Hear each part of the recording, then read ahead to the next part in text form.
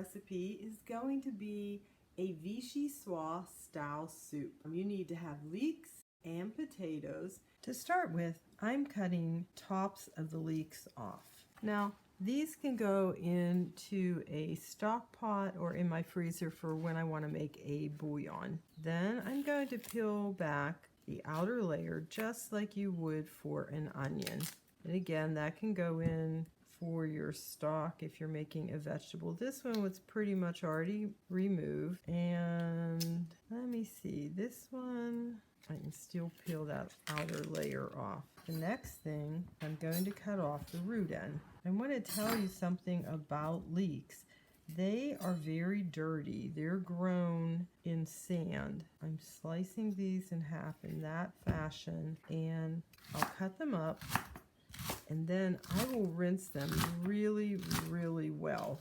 I'm not going to use these top parts for it, so you get the drill.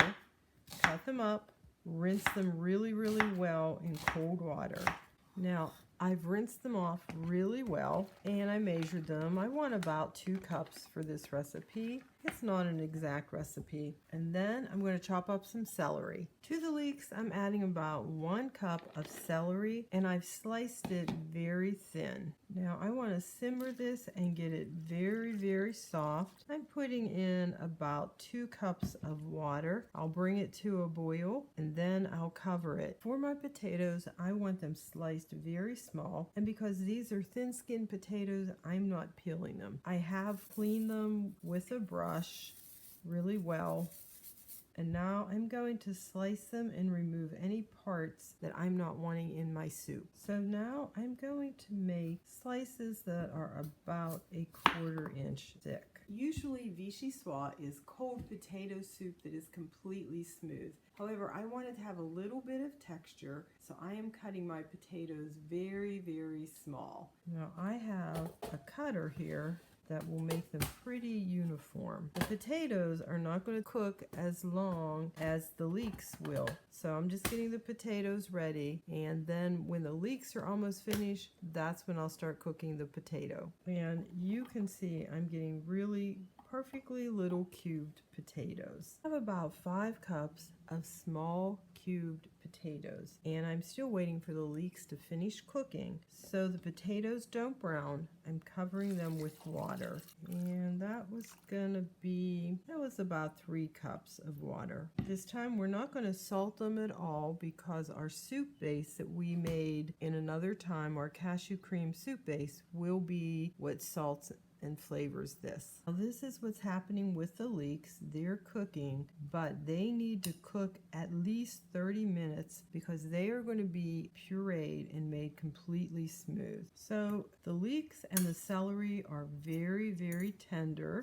and I'm going to stir in half of our soup base. I'm stirring that in now before I pulsate it, because I want the salt and the flavoring to get infused into these leeks. While I'm getting out my immersion blender, I will be putting the potatoes on, bringing those to a boil, and then turning them down very low. They're only going to have to cook probably 10 minutes. Now, this mixture alone smells like it could be a great cream soup. I'm going to pulse it a few more times, and then I'll be back on camera. The potatoes have come up to a full boil, and now I'm going to be adding the rest of the cream base.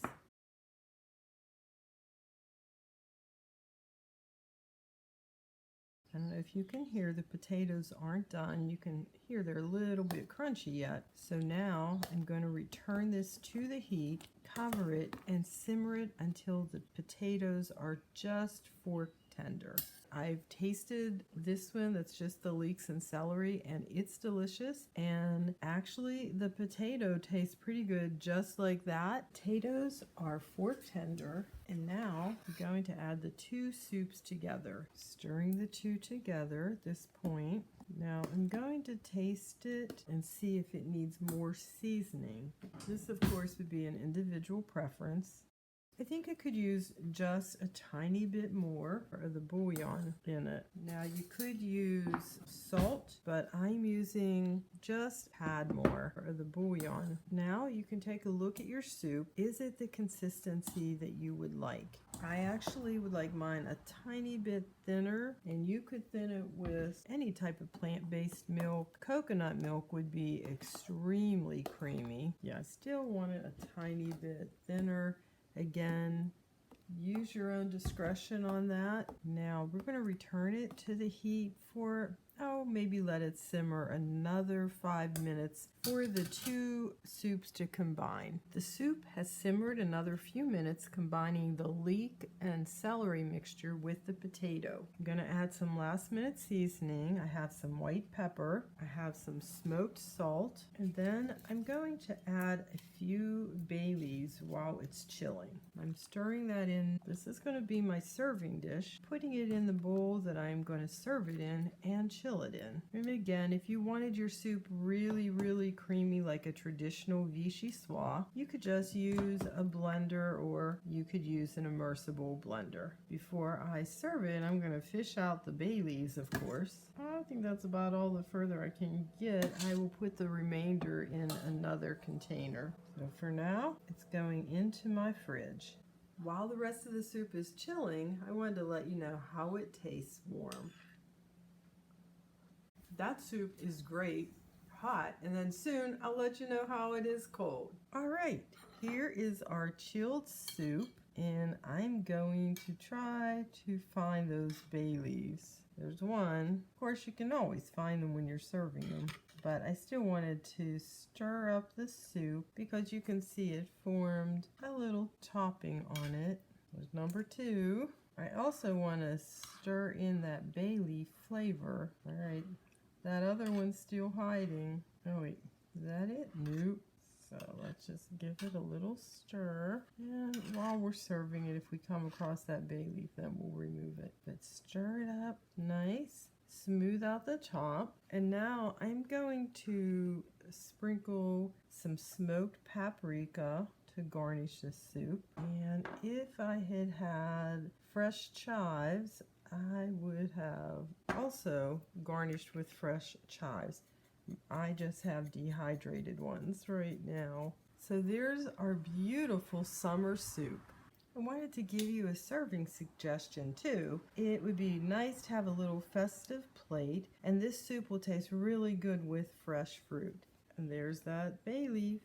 Now for individual bowls, you could also top off with a little bit of the smoked paprika and some chives, just to make it look pretty. Now for the taste test.